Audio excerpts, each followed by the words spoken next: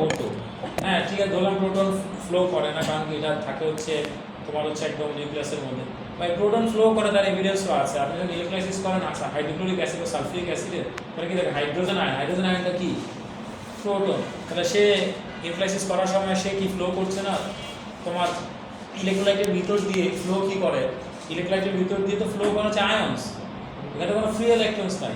তাহলে আয়ন সেখানে positive আয়নও flow করে, আবার কি নেগেটিভ আয়নও ফ্লো করে। তাহলে সেখানে তো আমি তার জন্য কারেন্ট পাচ্ছি। তাহলে সোজা কথা, যে কোনো চার্জ যদি ফ্লো করে, যে কোনো চার্জ, তার জন্য আমরা কারেন্ট পাবো।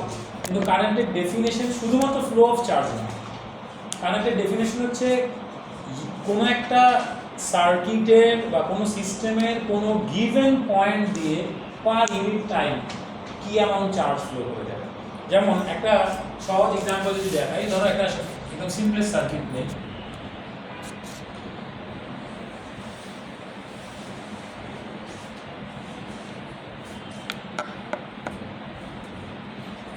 আচ্ছা এই সার্কিটে যখন মনে করো যে কারেন্ট ফ্লো করছে, তো আমরা অনেক সময় বলে যে ব্যাটারি মনে করো হচ্ছে চার্জ শেষ। আসলে ব্যাটারির চার্জ শেষ না, ব্যাটারি এনার্জি শেষ, এনার্জি রান আউট করেছে। এটা আমরা বলি রিচার্জ করো, মানে আসলে তোমার হচ্ছে রিচার্জ করা মানে এটা মিন করি। যেমন আমাদের সময় বলে না, ভাই আপনার ওয়েট কত, ভাই 60 কেজি, আমার ওয়েট কি 60 কেজি, আমি বুঝে নিয়েছি আমার ম্যাথসকে তোমার হচ্ছে মিন করছে যে হি meant to ask my maths, তখন ধরে নিই এরকম। তো জাস্ট এইটা এই কনফিউশনটা দূর করার জন্য আমি দেখি, দেখেন ভাই এই সার্কিটটা যখন টার্ন অন থাকে তখন এই সার্কিটে রাউন্ড দ্য সার্কিটে চার্জগুলো ফ্লো করে নাকি চার্জগুলো বাইরে তোমার কাছে চলে আসে। এই ল্যাম্পটা যখন গ্লো করে তখন ল্যাম্পটা গ্লো করছে, তো ল্যাম্পটা বাইরে ছাড়ছে কি energy, light and heat, energy ছাড়ছে। এনার্জিটা কোথেকে আসছিল, ওই যে সেল থেকে। তাহলে একটা সময় আস্তে আস্তে সেলের মধ্যে যে স্টোরড এনার্জি বা যে কোনো পাওয়ার অফ স্টোরড এনার্জি সেইটা কমে আসছে, সেটা রান আউট করছে। কিন্তু আমি যদি চার্জের কথা বলি, চার্জ তো ভাই এই সার্কিটের মধ্যে রাউন্ড দ্য সার্কিট ঘোরাফেরা করছে, নাকি এখান থেকে বেরোচ্ছে, এখান থেকে তো কোথাও বেরোচ্ছে না। তাহলে যেটা এখান থেকে তোমার ট্রান্সফার হচ্ছে কি এনার্জি। তাহলে এখন এই টোটাল সার্কিটের মধ্যে যদি আমি চার্জের কথা বলি, চার্জটা ফ্লো করি, টোটাল চার্জ ফ্লো যেটা করে সেটা তো যা আছে তাই, জেরোই বলতে গেলে। আমি যদি জেরো বলি বা মনে করেন কোনো চেঞ্জ তো আসছে না, চেঞ্জটা কত জেরো। তাহলে আমি কারেন্ট কীভাবে মেজার করবো, এই চার্জগুলো যখন ফ্লো করে, দেখো কারেন্টকে কীভাবে ডিফাইন করা হয়। এই সার্কিটের ধরো আমি একটা পয়েন্ট ধরলাম হচ্ছে এই গিভেন পয়েন্ট পি, তাহলে এই গিভেন পয়েন্ট দিয়ে প্রতি সেকেন্ডে কত কুলম চার্জ ফ্লো করে যাচ্ছে, সেটা হচ্ছে এই গিভেন পয়েন্ট দিয়ে কত অ্যাম্পিয়ার কারেন্ট যাচ্ছে। তাহলে কারেন্ট আসলে পুরো ওভারঅল সার্কিটের জন্য ডিফাইন করা হয়নি, কারেন্ট ডিফাইন করা হয়েছে কোনো সার্কিটের কোনো একটা গিভেন পয়েন্টের জন্য। কোনো গিভেন পয়েন্ট দিয়ে পার সেকেন্ড কত চার্জ ফ্লো করছে তার রেটটা হচ্ছে ওই গিভেন পয়েন্টের কারেন্ট, ওই গিভেন পয়েন্টের কি কারেন্ট। এখন ধরো মনে করো আমি একটা প্যারালাল সার্কিট নেই, তাহলে আমি মনে করো হচ্ছে সাপোজ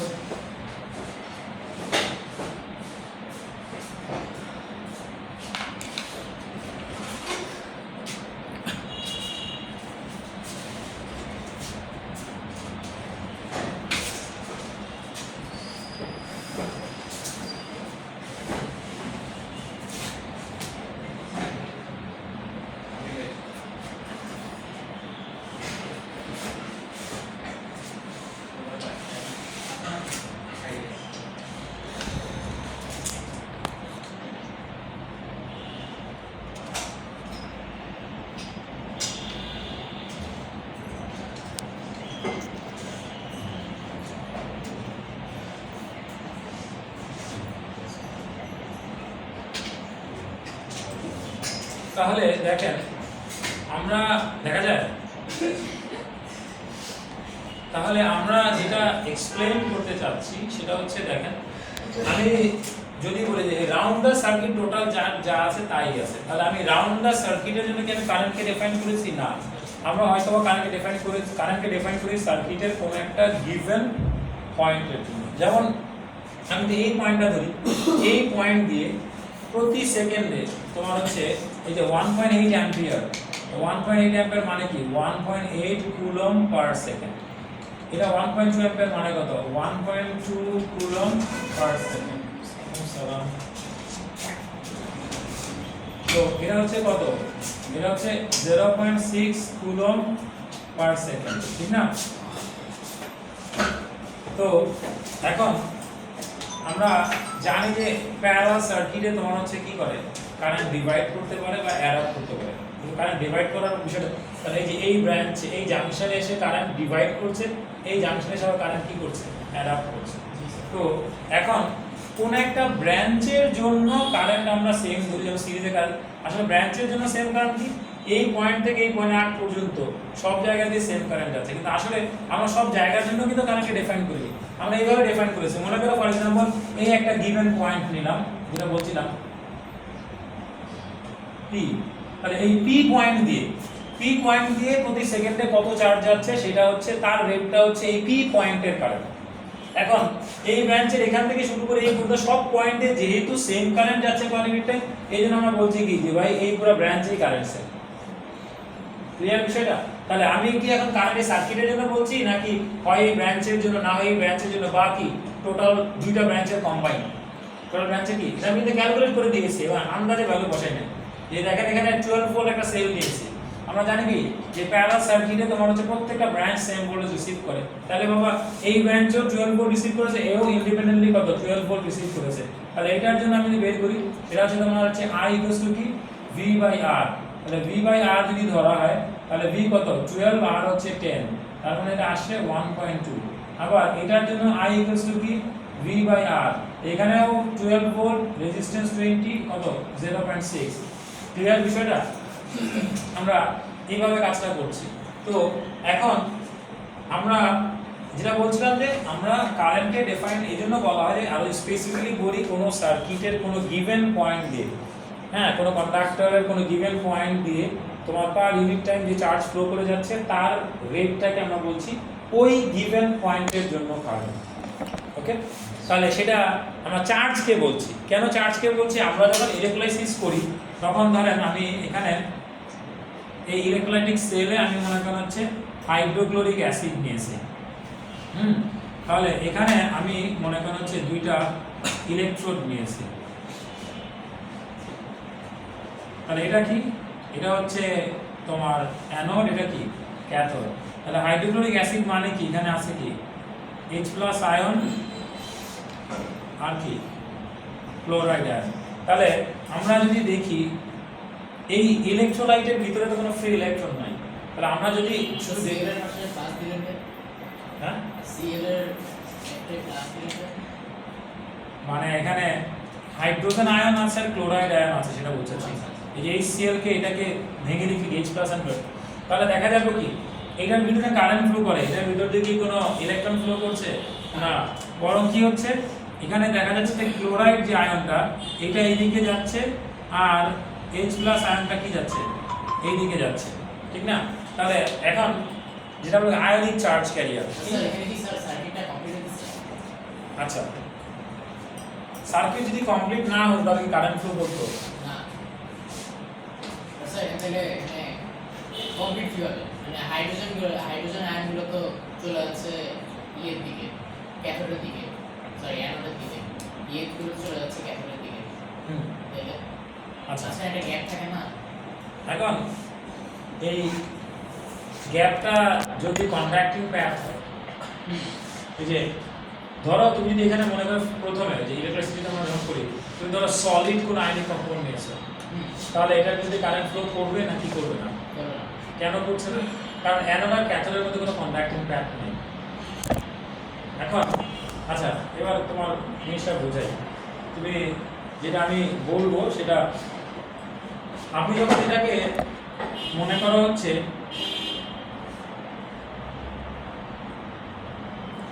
একটু কেমিস্ট্রি পড়াই, মানে কেমিস্ট্রি না, এটা ফিজিক্সেরই কনসেপ্ট।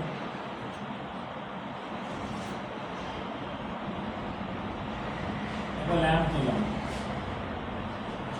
ল্যাম্পটা কেন নিলাম? ল্যাম্পটাকে আমি অ্যামিটার দিতে পারি, অ্যামিটার দিতে পারি। ল্যাম্পটা নেওয়ার কারণ হচ্ছে কি কারেন্ট ফ্লো আদৌ করছে কিনা সেটা দেখার জন্য। যদি কারেন্ট ফ্লো করে তাহলে সেখানে কি হবে রিডিং কারেন্ট ফ্লো করা মানে ল্যাম্পটা গ্লো করবে, Glow করবে। আর ল্যাম্প যতক্ষণ পর্যন্ত গ্লো না করবে ততক্ষণ পর্যন্ত আমরা ধরে নেব কি কারেন্ট ফ্লো করে নেই। তো এখানে আপনি মনে করেন হচ্ছে lead to bromide নিয়েছেন, তো যতক্ষণ পর্যন্ত lead to bromide সলিড ততক্ষণ পর্যন্ত ল্যাম্প গ্লো করেছে। আপনি হিট দিচ্ছেন lead to bromide টা মনে করছে as soon as it melts the lamp comes on. why? আচ্ছা, এটা পজিটিভ এটা নেগেটিভ না? ব্যাটারি বা সেলের পজিটিভ টার্মিনালের সাথে যে ইলেকট্রোডটা কানেক্টেড, সেটা যে ইলেকট্রোডই হোক না কেন, যে কোনো কন্ডাক্টরেরই হোক না কেন, কন্ডাক্টর হওয়া দিয়ে কথা, সেটা কার্বনের হোক, প্লাটিনামের হোক, আর নাইক্রোমের হোক, আর গোল্ডের হোক, তাহলে সেলের পজিটিভ টার্মিনাল যেটা কানেক্টেড সেটা কি হয়েছে পজিটিভ, আর নেগেটিভ যেটা কানেক্টেড সেটা কি নেগেটিভ। আচ্ছা, এখন পজিটিভ হলো কেন, এটা নেগেটিভ হলো কেন? তাহলে সেল এখানে পজিটিভ চার্জ প্রোভাইড করেছে আর এখানে কি নেগেটিভ চার্জ প্রোভাইড করেছে, এটা বোগাস এক্সপ্লেনেশন। সেল কোনো পজিটিভ চার্জ দেয় না, কোনো নেগেটিভ চার্জ দেয় না। জিনিসটা হয়েছে কি দেখেন, একটু বড় করে দেখেন। এটা নিউট্রাল ছিল না শুরুতে? হ্যাঁ, ধরো পজিটিভ নেগেটিভ, পজিটিভ নেগেটিভ, হ্যাঁ পজিটিভ নেগেটিভ, এটাও কি ছিল? নিউট্রাল ছিল। আপনি যখন একটা সেলের সাথে কানেক্ট করেছেন তখন সেলটা এখান থেকে কিছু ইলেকট্রন এনে এখানে জমা করেছে। এই যে বাড়তি ইলেকট্রনগুলো যেগুলো আসলো এটার কারণে এটা নেগেটিভ হয়েছে। সেল কোনো চার্জ দেয় না, সেল এক জায়গা থেকে মনে করা হচ্ছে চার্জ এনে আরেক জায়গায় জড়ো করেছে, এবং চার্জটা জড়ো করার একটা পুশ দরকার ছিল, সেলটা সে পুশ দিয়েছে, সেই এনার্জিটা দিয়েছে। এখন আমরা মনে করতে পারি কি যে সেলের নেগেটিভের সাথে কানেক্টেড, মানে সেল এখানে নেগেটিভ চার্জ দিয়েছে। সেল নিজের ভিতরে করতে গিয়ে নেগেটিভ চার্জ দিয়েছে ভাই। সেল বরং যেটা করেছে এখান থেকে কিছু, এই যে এখান থেকে কিছু ইলেকট্রন এনে এখানে জমা করেছে। তো এই এক্সেস ইলেকট্রনগুলো এটাকে কি করেছে নেগেটিভ, আর শর্টেজ অফ ইলেকট্রন এখানে চলে গেছে, ওকে, এই যে ইলেকট্রন এখানে চলে যাচ্ছে, রাইট, এই শর্টেজ অফ ইলেকট্রনের কারণে এটা কি হয়েছে পজিটিভ। এখন কথা তাহলে তো স্যার এমনি তো যাচ্ছে, তাহলে এমনিতে তো এখানে যদি ল্যাম্পটা থাকে এমনি গ্লো করবে, কি দরকার আছে সার্কিট কমপ্লিট হওয়ার, এমনি গ্লো করবে ভাই। এটা তো কানেক্ট করার সাথে সাথে ঘটনাটা হয়ে গেছে, কিন্তু কন্টিনিউয়াস ফ্লো হয় না। কেন হয় না? এখানে যখন আপনার এই যে কিছু নেগেটিভ, এখানে কিন্তু সব নেগেটিভ চলে গেছে এমন কোনো কথা না যে সব এগুলো জিরো বলে জিরো চলে গেছে, না। এখান থেকে যত ইলেকট্রন এখানে ট্রান্সফার হচ্ছে এটা তত বেশি নেগেটিভ হচ্ছে। তত বেশি নেগেটিভ হওয়ার মানে কি, নতুন ইলেকট্রন আসার জন্য তত রিপালশন বাড়ছে। আরে আল্লাহ রে, এখান থেকে ইলেকট্রন যখন আসে, যখন একটা ইলেকট্রনও বাড়তি আসে তখন এটা কি একটা ইলেকট্রনের জন্য নেগেটিভ, যখন আরো ইলেকট্রন আসে আরো বেশি নেগেটিভ। এটা যত বেশি নেগেটিভ হচ্ছে সেলের পক্ষে এখান থেকে ইলেকট্রন এনে জড়ো করা তত বেশি ডিফিকাল্ট হয়ে যাচ্ছে। একটা সময় দেখা গেল রিপালশন এত হবে মানে এই এখান থেকে আর মনে করছে সে কি এখানে ইলেকট্রন আনতে পারছে না, জমা করতে পারছে না। আবার এখান থেকে এটা যত বেশি পজিটিভ হচ্ছে এখান থেকে আনাটা তো তত বেশি ডিফিকাল্ট হয়ে যাচ্ছে, আর এখান থেকে আনাটাও কষ্ট হয়ে যাচ্ছে। এখানে একটা কথা আছে ক্যাপাসিট্যান্স একটা কনসেপ্ট, সেটা হচ্ছে যে ধরো সেলটা তুমি নিয়েছো 12 ভোল্ট সাপ্লাই, এই যে সে ততক্ষণটা মনে রাখবে আরেকটা জিনিস ভাই, কোনো কিছু যত বেশি নেগেটিভ হবে তার পটেনশিয়াল তত কমবে, কোনো কিছু যত বেশি পজিটিভ হবে তার পটেনশিয়াল তত বাড়বে। মনে করো শুরুতে এটাও 0 ভোল্টে ছিল, এটাও কত ছিল 0 ভোল্টে, কারণ কি কোনো কিছু কানেক্ট করার আগে তো সে নিউট্রাল ছিল, এটাও 0 ভোল্ট, এটাও কি 0 ভোল্ট। মনে করো এক একটা, আমি যদি একটা ইলেকট্রন এত হয় না, মনে করো এক একটা ইলেকট্রনের জন্য 1 ভোল্ট ইনভলভ। আর এখানে একটা ইলেকট্রন যখন আসলো একটা নেগেটিভ বাড়লো -1 ভোল্ট, এখানে একটা কমেছে এটা কত +1 ভোল্ট, এরকম করে আরো কমতে কমতে একটা সময় যদি 6টা ইলেকট্রন আসে -6 ভোল্ট, এখান থেকে কত +6 ভোল্ট হয়েছে। এবার আসেন এই দুইটার মধ্যে ডিফারেন্স কত, যখন এই দুইটার মধ্যে ডিফারেন্স 12 ভোল্ট মানে পাওয়ার সাপ্লাই সমান হয়ে গেছে, এরপরে এর থেকে বেশি আর পাওয়ার সাপ্লাই খেলতে পারবে না, এবং এটা কানেক্ট করার সাথে সাথে ঘটনাটা ঘটে যায়। ক্লিয়ার? তাহলে এই যে এটা নেগেটিভ যেটা পজিটিভ হচ্ছে মানে এটাতে পোটেনশিয়াল ডিফারেন্স তৈরি হচ্ছে, ভোল্টেজ তৈরি হচ্ছে, এবং সেইটা কি করছে, সেটা উল্টা দিকে ইলেকট্রনকে ধাক্কা দেওয়ার জন্য তৈরি হচ্ছে, কারণ এটা নেগেটিভ হচ্ছে না, তাহলে সেটা উল্টা দিকে দিচ্ছে। এখন এখন যতক্ষণ পর্যন্ত এটা -6 +6 হওয়ার আগ পর্যন্ত মনে করছে সেলের ধাক্কাটা বড় ছিল, সরাতে পেরেছে প্রথমে সবচেয়ে বেশি, কিন্তু যখন এই ধাক্কা আর উল্টা দিকে ধাক্কা ব্যালেন্স হয়ে যাবে তখন কি আর সরবে? তারপরে এই জন্য কানেক্ট করার সাথে সাথেই ঘটনাটা ঘটেছে। সেল কোনো চার্জ দেয় না, সেল চার্জ মানে কি একটা ইলেকট্রোড থেকে বা একটা কন্ডাক্টর থেকে ইলেকট্রন ড্র করে এনে এখানে জমা করার কারণে তখন এখানে আর এখানে কমার কারণে পজিটিভ এখানে বাড়তি আসার কারণে নেগেটিভ হয়েছে। এখন এটা তো ইনস্ট্যান্টানিয়াসলি হয়ে যাচ্ছে, কিন্তু কন্টিনিউয়াস ফ্লো না হলে তো কারেন্ট ফ্লো করবে না। তাহলে কন্টিনিউয়াস ফ্লো কেমনে হতে পারতো? আমি এখান থেকে সেলটা কন্টিনিউয়াসলি কেমনে নিতে পারতো? যদি কেউ এসে এখান থেকে যদি বাড়তি ইলেকট্রন আছে এখান থেকে কিছু ইলেকট্রন নিয়ে নেয়, তাহলে নতুন ইলেকট্রন আসলে রুম তৈরি হতো, তাহলে এখানে দুইটা ইলেকট্রনও কেউ নিত, তাহলে এখানে -6 এটা -4 হতো, তাহলে ডিফারেন্স হতো 10, স্টিল এটা বড়, রাইট? আবার এখানে দেখেন যে আবার এমন হতো এখানে পজিটিভ গুলা এই নেগেটিভ গুলা এখানে আসার পর ইলেকট্রন এখানে কিছু ছাড়লো, তাহলে কি হলো ইলেকট্রন যদি একটাও ছাড়ে তাহলে +6 থেকে কমে +5 আসবে, ডিফারেন্সটা কমছে। তাহলে স্যার আমি যদি একটা তার দিয়ে দুটো নেগেটিভ পজিটিভ কিন্তু তার দিয়ে কানেক্ট করলে শর্ট সার্কিট হবে, কেন কারণ তার দিয়ে কানেক্ট করলে স্লো করে ফেললাম না আমি? হ্যাঁ তার দিয়ে যদি কানেক্ট করেন যদি সেটা রেজিস্ট্যান্স ওয়্যার না হয়, হ্যাঁ যদি মানে কানেক্টিং ওয়্যার হয়, রেজিস্ট্যান্স ওয়্যার দিয়ে কারেন্ট ফ্লো করে ল্যাম্প গ্লো করতে থাকবে, তার দিয়ে কানেক্ট করে। এখন যদি সেটা এমন হয় যে আপনি কানেক্টিং ওয়্যার নিয়ে তার রেজিস্ট্যান্স 0 ধরেন তখনও গ্লো করবে, আচ্ছা কিন্তু রেজিস্ট্যান্স কম কারেন্ট বেশি হবে।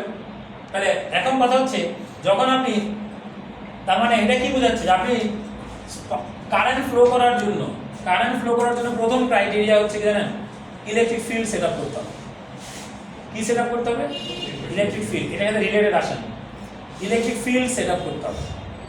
কেন ভাই? আপনি ইলেকট্রন ধাক্কা দিবেন, আচ্ছা ম্যাগনেটিক ম্যাটেরিয়ালকে ধাক্কা দেওয়ার জন্য ম্যাগনেটিক ফিল্ড লাগে, তাহলে চার্জ পার্টিকেলকে ধাক্কা দেওয়ার জন্য কি লাগবে? Electric field.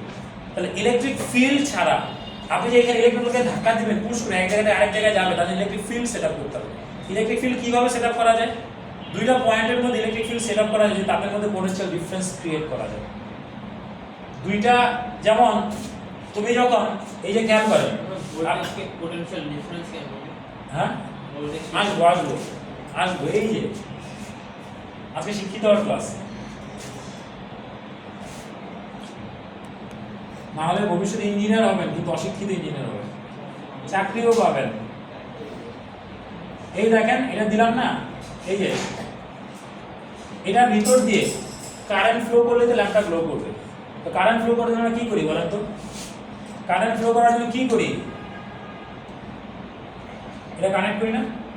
এই কানেক্ট করা মানে এটা দুই টার্মিনালে আমি পোটেনশিয়াল ডিফারেন্স সাপ্লাই দিয়েছি, মানে কি এই যে এরকম পোটেনশিয়াল ডিফারেন্স তৈরি করেছি। তো পোটেনশিয়াল ডিফারেন্স তৈরি করার কারণে ভাই এই যে এখানে ইলেকট্রিক ফিল্ড সেটআপ করেছি। কি সেটআপ করেছি? Electric field. এইবার আমি চার্জগুলোকে ধাক্কা দিতে পারবো, চার্জগুলো ধাক্কা দিব আমি, কারণ ইলেকট্রিক ফিল্ড সেটআপ হয়েছিলেন আপনি হারে যান কেন? তাহলে শোনো, তুমি আজকে থেকে একটা কাজ করো, তুমি আগামী 1 মাস কফি খাওয়া বন্ধ রাখো। তুমি যেভাবে কফি খাচ্ছ এই কফিটা তোমার ভালোর থেকে না, আমি বলছি কারণ কি তুমি সাইকোলজিক্যালি এটার উপর বেশি ডিপেন্ডেন্ট হয়ে যাচ্ছ। আমার ক্লাসে আমি 100 করে এক্সপ্লেন করবো, সেটার জন্য বলছি না। আর তোমার কাছে মনে হয় কি আমি দেখি তো তোমার হাতে মনে হচ্ছে কফি মানে মাঠটা না থাকলে মনে হচ্ছে যে মনে হচ্ছে মানে মনে হয় যে কফির মাঠটা না থাকলে ব্রেন ডোপামিন রিলিজ করা শুরু করে দেয়, মনে হচ্ছে একটু স্টেবল আছে। আপনি যদি ম্যাথস ক্লাসে দেখেন মনে হয় যে ড্রাগস করে আসছে কফি না পাইলে। তুমি এরপর যেটা করবে প্রথম হচ্ছে সবসময় যেটা বলছিলাম সেটা হচ্ছে যে স্যার ব্যাক টু বিজনেস মারুফ আপকি শান আবার মনে হচ্ছে। তো আপনি যখন এখানে খেয়াল করেন এই যে ল্যাম্পটা ছিল, এই ল্যাম্পটার ভিতর দিয়ে কারেন্ট ফ্লো করার জন্য ল্যাম্পের ইলেকট্রন ফ্লো করে যাবে, রাইট? এটার ভিতরে এখানে কি ইলেকট্রন ফ্লো করে যাবে, তো ইলেকট্রন ফ্লো করার জন্য তাকে ধাক্কা দিতে হবে। ধাক্কা দেওয়ার জন্য কি দরকার? Electric field. কি দরকার? ইলেকট্রিক ফিল্ড সেট আপ করার জন্য আমি কি করেছি দেখেন, ইলেকট্রিক ফিল্ড সেট আপ করার জন্য এটা দুই পাশে পোটেনশিয়াল ডিফারেন্স অ্যাপ্লাই করতে হবে, মানে ভোল্টেজ অ্যাপ্লাই করতে হবে। আপনি ভোল্টেজ অ্যাপ্লাই করেছেন তখন কি হয়েছে এই যে এখানে ইলেকট্রিক ফিল্ড সেটআপ হয়েছে কি সেটআপ হয়েছে ইলেকট্রিক ফিল্ড আর ইলেকট্রিক ফিল্ড সেটআপ করেছেন মানে এটা ধাক্কা দিচ্ছে না ইলেকট্রনগুলো ধাক্কা পাচ্ছে যাওয়ার জন্য যদি রাস্তা পায় তাহলে যাবে যাওয়ার জন্য যদি রাস্তা পায় তাহলে কি ইলেকট্রন তো লাইক ইন ইটসেলফ এই যে আপনি যখন এই যে কানেক্ট করেছে এটা কি হয়েছে পজিটিভ হয়েছে নেগেটিভ হয়েছে না তখন এই যে এদের এই যে ইলেকট্রিক ফিল্ড তৈরি হয়েছে এর মধ্যে এটা পজিটিভ আর নেগেটিভ যেমন ম্যাগনেটিক ফিল্ড যখন হয় নর্থ পোল থেকে সাউথ পোলের দিকে যায় ইলেকট্রিক ফিল্ড হচ্ছে পজিটিভ থেকে নেগেটিভের দিকে এটা কি এটা পজিটিভ প্লেট হয়েছে নেগেটিভ প্লেট হয়েছে না তাহলে পজিটিভ মানে কি পজিটিভ মানে 0 থেকে তার পোটেনশিয়াল পজিটিভের দিকে গেছে নেগেটিভ মানে 0 থেকে নেগেটিভের দিকে গেছে তার মানে ইলেকট্রিক ফিল্ড লাইনসগুলো এই যে পজিটিভ থেকে নেগেটিভ দিকে গেছে তার মানে এই যে এখানে ধাক্কা আছে এখন ধাক্কা তো আছে তোমার আমি মনে করছি সামনে মনে একটা ব্রিজ আছে ভাঙা তোমার আমি ধাক্কা দিলে কি তুমি যাবে খেয়াল করেন ধাক্কা থাকলে তার মানে ব্রিজটা কমপ্লিট থাকতে হবে যাওয়ার রাস্তা কমপ্লিট থাকতে হবে তাহলে কারেন্ট ফ্লো করার জন্য প্রথম যে বিষয়টা you have to set up an electric field and that is set up by providing a potential difference which is supplied by a cell or battery or any kind of power supply then যে current flow করার জন্য ধাক্কা থাকলেই যে হয় না complete circuit দরকার complete path দরকার কন্ডাক্টিং প্যাথ দরকার তার প্রমাণ হচ্ছে কি এই যতক্ষণ ধরে দেখেন এই যেটা যতক্ষণ ধরে মেল্ট না করছে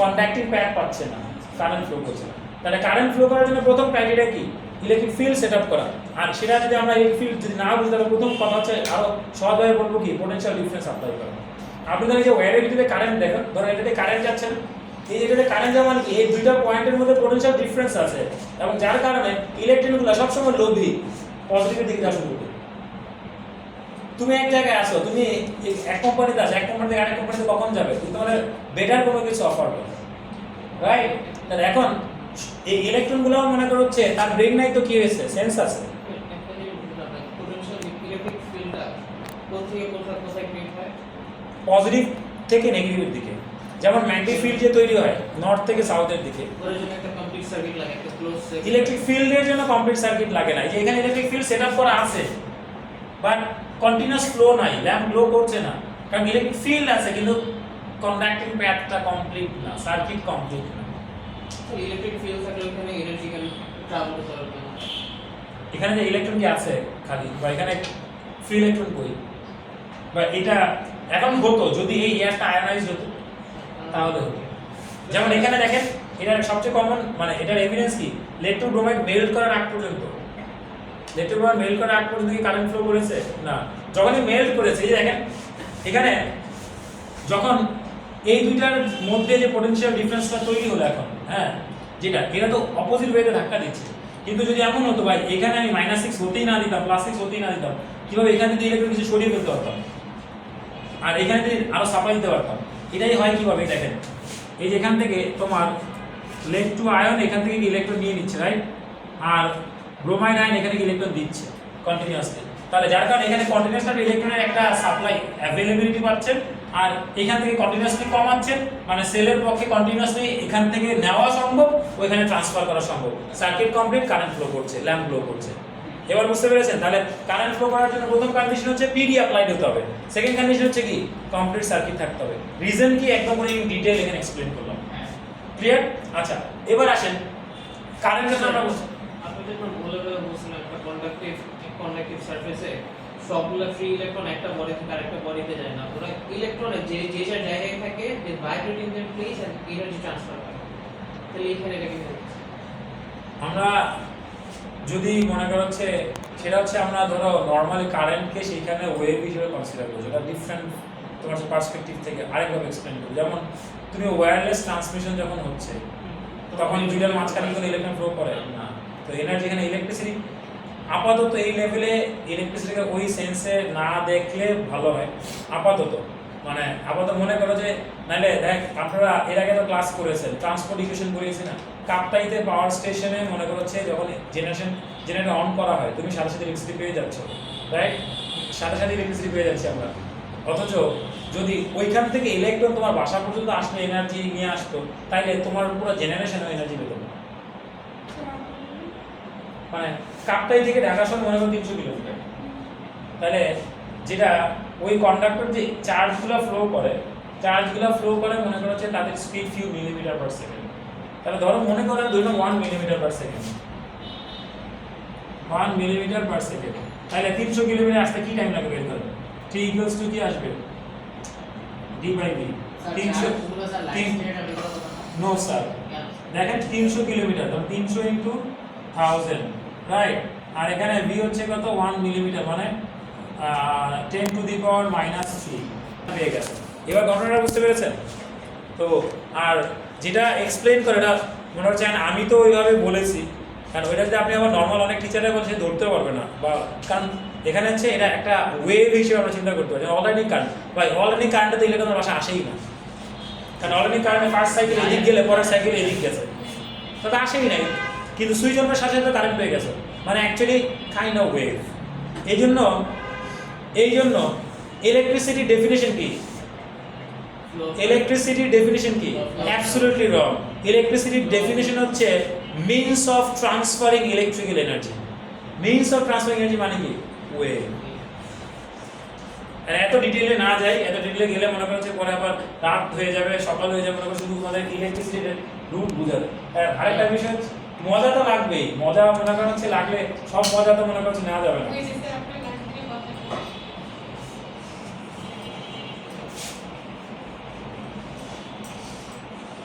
আর আমি ওই মজা এমনি তোমার মধ্যে টিচার থেকে শুনে পাই নাই, তোর টিচার এসে ক্লাস আমার এগুলো এইভাবে বোঝায় না। এগুলো হচ্ছে পড়েছি, নিজে ইমাজিন করেছি, নিজে লজিক খাটিয়েছি, কনসেপ্ট মনে করছে বিল্ড আপ করেছি, যা যা চিন্তা করতাম, যা যা কোশ্চেন আসতো সেগুলো নিজেকে জিজ্ঞেস করতাম, অ্যান্সার না পেলে আবার রিসোর্স ঘাটতাম, মানে এইভাবে করতে করতে মনে করে জিনিসগুলো আসছে। মানে এটা আমি জাস্ট ধরলাম এখানে তোমার এখান থেকে ইলেকট্রন সরানো হবে, এটা প্রথমে তো 0 ভোল্টে ছিল, ধরে নিলাম এক একটা ইলেকট্রনের জন্য 1 ভোল্ট মনে করো। তাহলে কোনো জিনিস যত বেশি পজিটিভ হবে সে তত হায়ার পোটেনশিয়াল হবে, যত বেশি নেগেটিভ সে তত লোয়ার পোটেনশিয়াল হবে। এটা এএস এর কনসেপ্টের মধ্যে, মানে এএস এর সিলেবাসে নাই। কোনো কিছু থেকে যত বেশি পজিটিভ হয়, মানে ব্যাপারটা এরকম, কোনো যে পজিটিভ এটার ভিতর দিয়ে পানি কি ফ্লো করবে? করবে না, সমান থাকে, এরকম হলে ফ্লো করবে। যত বেশি টিল্ট করব তত ফাস্টার ফ্লো করবে। ঠিক জিনিসটা এইরকম, কোনো যত পজিটিভ হবে না তত পোটেনশিয়াল বাড়ানো, যত নেগেটিভ হবে না পোটেনশিয়াল কমানো। ক্লিয়ার বিষয়টা? তো এখন এখানে যখন একটা সময় দেখা গেল যেটা মানে এই দুটার মধ্যে যে এটা তো এই যে এটা সমান যখন হয়ে গেছে, তখন এখানে নেগেটিভ হবে, এটা উল্টা রিপেল করে, কারণ এই রিপালশনটা এই সেলের ধাক্কার সমান হবে, তখন কি ফার্দার ইলেকট্রন ট্রান্সফার হতে পারবে না। এই জন্য সার্কিট ইনকমপ্লিট থাকলে হয় না। যদি কমপ্লিট থাকতো এখানে সরে যেতে পারতো, বা কেউ সরিয়ে দিত, তাহলে নতুন ইলেকট্রন আসার রুম তৈরি হতো, আবার এখান থেকে ইলেকট্রন সাপ্লাই হতো কন্টিনিউয়াসলি, তাহলে ইলেকট্রন এখান থেকে আনা সহজ হতো। এই জন্য যে তোমার এটা মেল্ট করার পরই কারেন্ট ফ্লো করে, তার আগে করে না। আচ্ছা, এবার আসি হচ্ছে nature of current. What is the nature of current in this circuit? Nature of current মানে স্যার এসি ইংলিশই তো বলছি, ফার্স্টে বলি না। Nature of current. Describe the nature of current in this circuit. Parallel circuit AC DC. আমি ভাই power supply দিলাম হচ্ছে সেল, এটা এসি করতে থেকে হলো ডিসি ডিসি কারেন্ট, রাইট? এটাই লিখবেন, 0 পাবেন আপনি। মানে না, আমি তোমার জন্য বলছি, এটা ভাই পিএইচডি করে আসে সেও ভুল করবে। কেন ভুল করবে জানেন? কারণ হচ্ছে সে ল্যাঙ্গুয়েজের মার পেয়েছে, বুঝে নেই। নেচার মানে হচ্ছে technical term what it is, flow of electrons. এখানে nature of current, flow of electrons. এই যে এখান থেকে এই পর্যন্ত nature of current, flow of electrons, through the electrolyte, flow of ions. First থেকে বুঝলাম, এরপর এসি ডিসি বলছিলাম। যেমন তোমাকে যখন জিজ্ঞেস করা হয়েছিল ও লেভেলসে, মনে করো যে বেটা মাইনাস ডিকে যখন হয়, বেটা মাইনাস পার্টিকেল, যখন আমি বলছি ডেসক্রাইব দ্য নেচার অফ বেটা মাইনাস পার্টিকেল, তুমি যদি বলো মডারেটলি আয়োনাইজিং, মডারেটলি পেনিট্রেটিং, না কি বলেছো? ইলেকট্রন। মানে বেটা মাইনাসটা কি? তো এখানে যখন আমি বলছি যে নেচার অফ কারেন্ট, আমি টাইপ অফ কারেন্ট বলি নাই, তখন আপনি এসি বা ডিসি বলতে পারেন। নেচার অফ কারেন্ট মানে কারেন্টটা কিসের জন্য হচ্ছে। নেচার এবং ক্যারেক্টারিস্টিক্স দুটো সেম জিনিস না। ল্যাঙ্গুয়েজ বুঝে, যে বলো পিএইচডি করা থাকলে আপনি ভুল করতে পারেন, তুমি অ্যান্সার জানা থাকলে অ্যান্সার করতে পারবে না, জাস্ট বিকজ আপনি টার্মটা কি মিন করে সেটা যদি না বোঝেন। তাহলে এইখানে নেচার অফ কারেন্ট হচ্ছে কি ফ্লো অফ ইলেকট্রনস, এইখানে নেচার অফ আয়ন কারেন্ট কি flow of ions. Mass spectrometry যখন করছেন, ম্যাস স্পেকট্রোমিটারের মধ্যে নেচার অফ কারেন্ট কি ফ্লো অফ আয়নস। ক্লিয়ার বিষয়টা? তো এবার আর ইলেকট্রিসিটি জিনিসটা কি? অনেকে বলে sir electricity energy. No sir, electricity কোনো এনার্জি না। ইলেকট্রিসিটি হচ্ছে ইলেকট্রিক্যাল এনার্জি। ইলেকট্রিক্যাল এনার্জি এক জায়গা থেকে আরেক জায়গায় ট্রান্সফার করার মেইন। Electricity is a means of transferring electrical energy that can be considered as a wave. একটা এই জন্য এবার রিলেট করতে পারছেন যে আসলে ইলেকট্রন আসেই না, এই যে 10 বছর পরে আসতো তোমার বাসায় এখানে সুইচ অন করলে। তো আচ্ছা, আর এবার আমরা যদি মনে করো যে জাস্ট মনে একটা মিলিমিটার জায়গায় মাইক্রোমিটার ধরতাম, তাহলে 10 কে আরো 10 টু দি পাওয়ার 3 দিয়ে মাল্টিপ্লাই করো, এতে বাঁচতেন না। এই জন্য বলা যে তোমার পরের জেনারেশনে কারেন্ট পেতো কিনা সেটা সন্দেহ, কিন্তু সুইচ অন করার সাথে সাথে মনে করা হচ্ছে কারেন্ট কিন্তু ঠিকই পেয়ে গেছে। তাহলে এবার আসেন ইলেকট্রিসিটি কি, এই আইডিয়া তো ক্লিয়ার। আচ্ছা, এবার আসা হচ্ছে এই ইলেকট্রিসিটিটা আবার দুই ধরনের হয়। ইলেকট্রিসিটি দুই ধরনের হয়, স্ট্যাটিক ইলেকট্রিসিটি এবং কারেন্ট ইলেকট্রিসিটি। তাহলে প্রথমে আপনাকে যদি আমি বলি, দেখেন এই যে ইলেকট্রিসিটি, এটা দুই ধরনের, স্ট্যাটিক, কারেন্ট। এরপরে কারেন্ট আবার দুই ধরনের, এসি, ডিসি। তাহলে ইলেকট্রিসিটি হচ্ছে means of transferring electrical energy. এখন সেটা যদি চার্জগুলো ফ্লো করতে না পারে, কোনো একটা সিস্টেমে কনফাইন্ড থাকে, স্ট্যাটিক বা স্টেশনে থাকে, তখন সেই ইলেকট্রিসিটি স্ট্যাটিক ইলেকট্রিসিটি। যেমন একটা চার্জ পার্টিকেল, দেখেন না যে আমরা তোমার যে ইনসুলেটরের মধ্যে চার্জগুলো ট্রান্সফার হতে না পারে, একটা বেলুন রাব করার পর ওয়ালে স্টিক করে, বা পেন রাব করার পর পেপারকে অ্যাট্রাক্ট করে ওলেভেসে পড়েছে না, ওটা হচ্ছে স্ট্যাটিক ইলেকট্রিসিটি। আর চার্জগুলো যদি ফ্লো করে, তাহলে তাদের জন্য যে ইফেক্টটা পাবো, যে এনার্জিটা ট্রান্সফার হয়, সেটা হচ্ছে কি কারেন্ট ইলেকট্রিসিটি। এবং সেগুলো যদি একদিকে ফ্লো করে, তাহলে সেটা হচ্ছে ডিসি কারেন্ট বা ডিরেক্ট কারেন্ট। আর যদি অল্টারনেট করে ডিরেকশন, তাহলে সেটা বলছি অল্টারনেটিং কারেন্ট বা এসি কারেন্ট। ক্লিয়ার বিষয়টা? তো এখন ইলেকট্রিসিটি, স্ট্যাটিক ইলেকট্রিসিটি বুঝলাম। তাহলে দেখেন শুরুটা করতে গেছে বেসিকগুলো ক্লিয়ার করে দিলাম। তারপর হচ্ছে স্ট্যাটিক কারেন্ট বললাম। এবার কারেন্ট আবার কি rate of flow of charge. এবার আসি হোয়াট ইজ চার্জ। ছোট ভাইকে জিজ্ঞেস করলো, ধরো তোমার চার্জ কি, বলে ইলেকট্রনের চার্জ -1, প্রোটনের চার্জ +1। একটা তো ভুল বললে, বা ইলেকট্রনের রিলেটিভ চার্জ -1, প্রোটনের রিলেটিভ চার্জ +1। যদি বলে ইলেকট্রনের চার্জ, সেটাও হবে না, রিলেটিভ চার্জ -1। ইলেকট্রনের অ্যাকচুয়াল চার্জ হচ্ছে -1.6 × 10⁻⁻19 কুলম। প্রোটনের অ্যাকচুয়াল চার্জ হচ্ছে +1.6 × 10⁻⁻19 কুলম।